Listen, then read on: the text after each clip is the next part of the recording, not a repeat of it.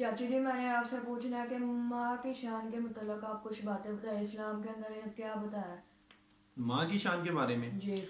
अच्छा बेटा, माँ की शान ये मेरा भी फेवरेट टॉपिक है, और इसके मतलब जो भी मुझे हदीस, जो भी अच्छी बात मुझे सुनने को मिलती है वो मैं उसे नोट कर लेता हूँ। और मैंने एक पेपर पे तफसील के साथ ये सारी बातें लिखी हुई हैं। आज एक मुख्तसर सी वीडियो के अंदर ये सारी बातें डिलीवर करते हैं।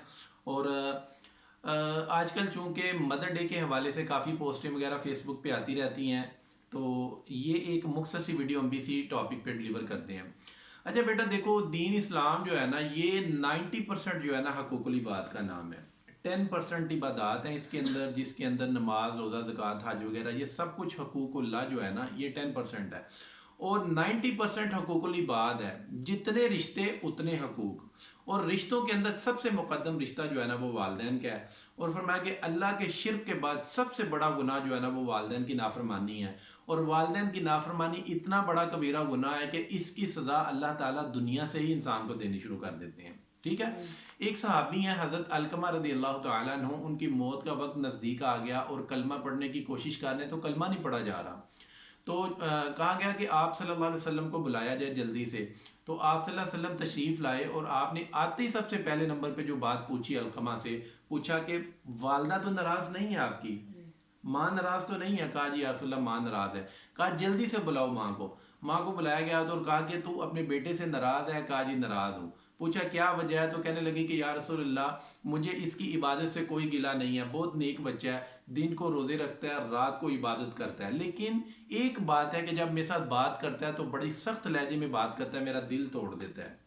तो आप सल्लल्लाहु अलैहि वसल्लम ने कहा कि तू अपने बेटे को माफ़ करेगी? कहा कि नहीं, मैं नहीं माफ़ करूंगी। आपने सहाबा कराम से कहा कि लकड़ियां इकट्ठी करो, अलकमा को आग में जला दो। तो माँ ने सुना कि या रसूल अल्लाह, आप मेरे बेटे को आग में जलाएंगे? कहा अगर तू माफ़ नहीं करेगी और मैंने इसे आग में नहीं जलाया तो सीधा जहन्नम की आग में जाएगा। ये किसकी बात हो रही है? सहाबी। सहाबी नबियों के बाद अफजल तरीन इंसान, 1.25 लाख साहब हैं, ये सहाबी की बात हो रही है, मैं और आप किस खेत की मूली हैं। तो कहा या रसूल अल्लाह, मैं इतनी तो नाराज़ नहीं हूँ अपने बच्चे से कि मैं इसे आग में जलने दूँ। तो उन्होंने कहा कि मैं माफ़ करती हूँ। तो आप सल्लल्लाहु अलैहि वसल्लम ने कहा कि पढ़ो अशहदु अल्ला इलाहा इल्लल्लाह। तो उनकी ज़ुबान से कलमा जारी हो गया और कलमा जारी होते ही इंतकाल कर गए। फिर उनकी तदफीन के बाद आपने लोगों को जमा किया और फरमाया कि सुनो, जिसने माँ बाप को जलील किया उस पर अल्लाह की लानत, उस पर फरिश्तों की लानत, उस पर ज़मीन व आसमान की लानत, ना उसकी नमाज कबूल है, ना सदका कबूल है, ना कोई इबादत कबूल है। इसी तरह एक रवायत है कि एक सहाबी ने अपनी वालदा को अपने कंधों पे सवार किया, कहाँ से? यमन से। और पैदल कहाँ पे लाए? मक्का मदीना हज के लिए। पैदल अपने कंधों पे सवार करके मदीना लाए, मक्का मदीना लाए और वहाँ पे हज किया, पैदल हज करवाया। और उसके बाद एक सहाबी थे हज़रत अब्दुल्ला बिन उमर रज़ियल्लाहु तआला अन्हु, उनसे पूछने लगे कि मैंने अपनी वालदा को यमन से कंधों पे सवार किया और पैदल यहाँ पे आया और हज करवाया, क्या मैंने अपनी वालदा का हक अदा कर दिया? तो उन्होंने कहा कि अल्लाह के बंदे, हक अदा करने की तो बात कर रहा है, तेरी माँ ने तुझे पैदा करते वक्त जो तकलीफ़ें बर्दाश्त की हैं, तूने उन तकलीफ़ों की एक लहर का भी हक अदा नहीं किया। दोस्तों, कुरान के अंदर अल्लाह ताला ने वालदैन को सूरज और चांद के साथ तशबीह दी है। इन्नी राई तो आहदा कौकबम व शम्स वल कमर। ठीक है। बाप को सूरज से तशबीह दी है क्योंकि सूरज गर्म होता है, इसी तरह बाप भी मिजाजन थोड़ा सख्त होता है, गर्म होता है। और वालदा को चांद से तशबीह दी है क्योंकि चांद की एक रोशनी में ठंडक होती है, मिठास होती है। इसी तरह फलों में जो मिठास पैदा होती है चांद की रोशनी से होती है। इसी तरह वालदा का जो लहजा है वो एक नरम होता है और उसके साथ एक मोहब्बत का वो जो है ना एलिमेंट जुड़ा होता है। और क्या खूबसूरत बात एक फेसबुक पे वायरल हुई थी कि बाप सारा दिन सूरज की गर्मी में तपता है, जलता है, और माँ चूल्हे पे जलती है, तब जाके एक नई नस्ल परवान चढ़ती है। तो वालदैन बहुत ज़्यादा हकदार हैं इज़्ज़त की, अजमत के, इनको हमेशा सर पे बैठा के रखना चाहिए। अच्छा, एक बार हजरत आप सल्लल्लाहु अलैहि वसल्लम मिंबर पे पहली सीढ़ी पे पाँव रखा तो कहा आमीन, दूसरी पे रखा तो कहा आमीन, तीसरी पे रखा तो कहा आमीन। सहाबा कराम ने हैरत से पूछा या रसूलल्लाह, किसी ने कोई दुआ तो मांगी नहीं, आपने आमीन आमीन क्यों कहा? तो आपने फरमाया कि अभी थोड़ी देर पहले मेरे पास जिब्राइल अलैहिस्सलाम आए थे और उन्होंने 3 बद्दुआएं की, और उसके अंदर एक बद्दुआ ये थी कि हलाक हो जाए वो शख्स कि जिसने अपने वालदैन को बुढ़ापे में पाया और उनकी खिदमत करके जन्नत न कमा ली। तो मैंने कहा आमीन। हज़रत उम्मे ऐमन रज़ी अल्लाह तआला अन्हु आप सल्लल्लाहु अलैहि वसल्लम की वालदा थी। हलीमा और सादिया के अलावा उम्मे ऐमन भी आप सल्लल्लाहु अलैहि वसल्लम की वालदा थी, जिन्होंने आप सल्लल्लाहु अलैहि वसल्लम को दूध पिलाया था, रज़ी अल्लाह तआला अन्हा। تو ایک بار بیٹھی تھی اور آپ صلی اللہ علیہ وسلم سے کہنے لگی کہ بیٹا محمد مجھے پانی تو پلانا. تو حضرت اما عائشہ رضی اللہ تعالیٰ عنہ وہاں پہ موجود تھی اور کہنے لگی ام ایمن اللہ کے نبی کو حکم سناتی ہے. تو ام ایمن نے کہا کہ ہاں اللہ کا نبی تو ہے لیکن میرا بیٹا بھی تو ہے. تو آپ صلی اللہ علیہ وسلم جلدی سے اٹھے اور پانی لیا اور کہنے لگے ہاں ہاں یہ میری والدہ ہے, یہ میری ماں ہے, میں ان کا بیٹا ہوں, یہ میری ماں ہے, میں ان کا بیٹا ہوں. اور اسی طرح آپ صلی اللہ علیہ وسلم نے اس خواہش کا اظہار کیا کہ کاش کہ میرے والدین زندہ ہوتے اور دیکھتے میں ان کی کیسی خدمت کرتا. کیونکہ آپ صلی اللہ علیہ وسلم کی پیدائش سے پہلے آپ کے والد محترم اللہ کو پیارے ہو گئے تھے, اور جب آپ کی عمر غالباً 6 یا 7 سال تھی تو آپ کی والدہ بھی اللہ کو پیاری ہو گئی. تو آپ صلی اللہ علیہ وسلم نے اس خواہش کا اظہار کیا کہ کاش کہ میرے والدین زندہ ہوتے, اور نہیں تو میری ماں تو زندہ ہوتی, دیکھتی میں اس کی کیسی خدمت کرتا. میں عشاء کی نماز کے مصلی پہ ہوتا اور ادھر سے میری ماں مجھے آواز دیتی بیٹا محمد, تو میں ماں کے لیے نماز توڑ دیتا. میں کہتا لبیک یا اماں, پہلے آپ کی بات سنوں گا بعد میں نماز پڑھوں گا. اسی طرح حضرت اویس کرنی رضی اللہ تعالیٰ عنہ بہت زیادہ اللہ نے ان کو خدمت اور عزت سے نوازا ہے. کیوں؟ کیونکہ انہوں نے اپنی ماں کی بہت زیادہ خدمت کی ہے. حضرت عمر اور حضرت علی رضی اللہ تعالیٰ عنہ سے فرمایا کہ تمہارے دور خلافت کے اندر ایک شخص ہوگا اویس کرنی, تم اس کو ملو تو اس سے دعا کروانا. کس سے کہا جا رہا ہے؟ حضرت علی اور حضرت عمر سے جو خلفائے راشدین ہیں. اور حضرت عمر کے بارے میں تو آپ نے فرمایا کہ اگر میرے بعد کوئی نبی ہوتا تو عمر ہوتا. کتنا بڑا مقام ہے. تو انہیں کہا جا رہا ہے کہ کرنی سے دعا کروانا اویس سے. کیوں؟ کہا کہ اس نے ماں کی ایسی خدمت کی ہے کہ جب بھی وہ دعا کے لیے ہاتھ اٹھاتا ہے تو اللہ تعالیٰ ہاتھ خالی موڑتے ہی نہیں. اور حضرت اویس کرنی کو جب قیامت والے دن جنت میں بھیجا جا رہا ہوگا تو جنت کے دروازے پہ روک لیا جائے گا. اللہ کہیں گے کہ اویس کو روک لو, باقیوں کو جانے دو. تو حضرت اویس تھوڑے سے غمزدہ خوفزدہ ہو جائیں گے کہ مجھے کیوں روک لیا.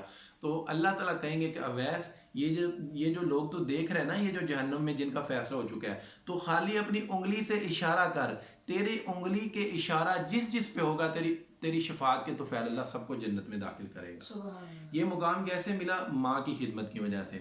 اسی طرح حضرت موسیٰ علیہ السلام کے دور کا ایک بڑا معروف قصہ ہے کہ حضرت موسیٰ علیہ السلام سے کہا گیا کہ جنت میں تیرا جو ساتھی ہوگا نا وہ فلاں کساب ہوگا, کسائی. تو موسیٰ علیہ السلام حیرت سے اس کے پاس گئے دیکھنے کے لیے کہ ایسا کون سا اس کا عمل ہے کہ جنت میں میرا ساتھی ہوگا. تو دیکھا کیا کہ وہ کساب جو گوشت بیچنے سے پہلے جو اس میں سے اچھی بوٹیاں تھیں نا وہ اتار کے ایک شاپر میں ڈال رہا تھا, اور بعد میں گھر جا کے وہ بوٹیوں کو صاف کر کے اس کا ایک سالن تیار کر کے اور سب سے پہلے اپنی والدہ کو کھلاتا تھا. تو جب اپنی والدہ کو کھانا کھلایا اور اس کے بعد اس کا منہ صاف کیا تو انہوں نے ایک دعا دی. تو حضرت موسیٰ علیہ السلام کو سمجھ نہیں آئی, تو انہوں نے پوچھا کہ یہ بڑھیا نے کیا کہا ہے. تو کہنے لگے کہ یہ میری ماں ہے اور آپ کو تو پتہ ہے کہ ماں کی محبت کیا ہوتی ہے, تو مجھے یہی کہتی رہتی ہے کہ اللہ تجھے جنت میں موسیٰ کا ساتھی بنائے. تو موسیٰ علیہ السلام کی آنکھوں میں آنسو آئے اور وہ کہنے لگے کہ میں ہی موسیٰ ہوں, اور مجھے اللہ نے کہا تھا کہ جنت میں وہ کساب تیرا ساتھی ہوگا. میں دیکھنے کے لیے آیا تھا کہ تیرا عمل کون سا ہے کہ تو جنت میں میرا ساتھی ہوگا. اسی طرح ایک روایت ہے, آخری بات کر کے ختم کرتا ہوں, کہ آپ صلی اللہ علیہ وسلم سے پوچھا گیا کہ یا رسول اللہ حسن سلوک کی سب سے زیادہ حقدار کون ہے؟ تو آپ نے فرمایا تیری ماں. پھر پوچھا کہا تیری ماں, پھر پوچھا کہا تیری ماں, اور آخر میں فرمایا کہ تیرا باپ. تو دیکھو ایک آخری قصہ مختصر ختم کرتا ہوں کہ ایک بیٹا تھا, اس نے اپنے والد کی شکایت لگائی کہ اس کو جا کے نبی علیہ السلام کو جا کے کہ میرا جو باپ ہے نا وہ میرا مال میری مرضی کے بغیر ہی خرچ کر لیتا ہے, مجھ سے پوچھتا بھی نہیں ہے. تو آپ صلی اللہ علیہ وسلم نے اس کے والد کو بلایا, اور جب انہیں پتہ چلا کہ میرے بیٹے نے میری شکایت لگائی ہے تو انہیں اس چیز کا تکلیف ہوئی, دکھ ہوا. تو آتے ہوئے نا کچھ اشعار ذہن میں سوچتے آئے. تو جیسے یہ آپ صلی اللہ علیہ وسلم کی خدمت میں حاضر ہوئے تو جبریل آگے اور انہوں نے کہا کہ یا رسول اللہ پاک فرما رہے ہیں کہ آپ اس کا مدعا بعد میں سننا, پہلے اس سے کہو کہ وہ جو شعر اس نے اپنے ذہن میں سوچی ہے نا وہ آپ کو سنائے. تو آپ نے اسے بندے سے کہا کہ بھائی آپ کا موضوع بعد میں سنتا ہوں, پہلے جو شعر آپ نے سوچی ہے نا ذہن کے اندر وہ مجھے سناؤ.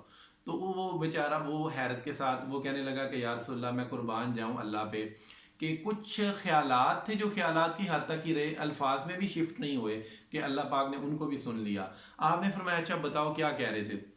تو اس نے کہا کہ میں کچھ اشعار ہیں عربی کے جن کا ترجمہ مفہوم کچھ ایسے ہے کہ بیٹا جب تو چھوٹا سا تھا تو تیری خوشی میں ہماری خوشی تھی اور تیرے غم میں ہمارا غم تھا. جب تو روتا تھا تو تجھ سے زیادہ ہم پریشان ہو جاتے تھے, تو بیمار ہوتا تھا تو تجھ سے پہلے ہم بیمار ہو جاتے تھے. سارا دن میں دھوپ میں تپتا تھا اور سارے زمانے کی میں دھول چھانتا تھا تیرے لیے, اور تیری ماں ساری ساری رات تیرے لیے جاگ کے گزارتی تھی. تو اگر بیمار ہوتا تھا تو کبھی وہ تجھے کاندھے پہ لے کے پھرتی تھی, کبھی میں لے کے پھرتا تھا. خود گلی جگہ پہ لیٹ کے تجھے سوکھی جگہ پہ لٹاتے تھے, اور ہر تکلیف تیرے لیے برداشت کرتے تھے. آج تو جب بڑا ہوا تو ہم نے سوچا کہ آج ہمارا بیٹا ہمارا کاندھا بنے گا, ہمارا سہارا بنے گا, اور تو نے آج جا کے میری شکایت کر دی اللہ کے نبی صلی اللہ علیہ وسلم سے. تو آپ صلی اللہ علیہ وسلم نے جب یہ باتیں سنی تو آنکھوں سے زاروں قطار آنسو رونے لگے. آپ نے اس لڑکے کو یہاں سے گریبان سے پکڑ کے جھٹکا دیا اور کھینچا اور کہا کہ سن, تو اور تیرا سارا مال اسباب سب کچھ تیرے باپ کا ہے, وہ جو چاہے جب چاہے اپنی مرضی سے خرچ کر سکتا ہے. تو دوستو, یہ جتنی بھی باتیں کہی گئی ہیں یہ ساری عام باتیں آپ نے اکثر پہلے بھی سنی ہوں گی. مقصد یہ تھا کہ آج کل یہ جو مدر ڈے چل رہا ہے اسی کے حوالے سے موسٹلی جو ایک اٹینشن ہے اس طرف ہے سب کی. والدہ کے لیے کوئی مخصوص ایک دن نہیں ہے, ہر دن ماں کے لیے مدر ڈے ہے.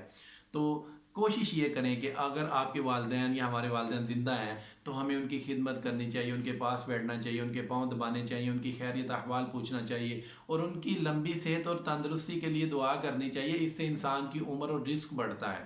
اور اگر والدین دنیا سے چلے گئے ہیں تو ان کے لیے دعائیں مغفرت کرنی چاہیے, قرآن کی تلاوت کرنی چاہیے, ذکر اذکار اور صدقات کرنے چاہیے. اللہ پاک مجھے اور آپ کو, ہم سب کو کہنے سننے سے زیادہ عمل کی توفیق عطا فرمائے. جزاک اللہ خیر. السلام علیکم ورحمۃ اللہ.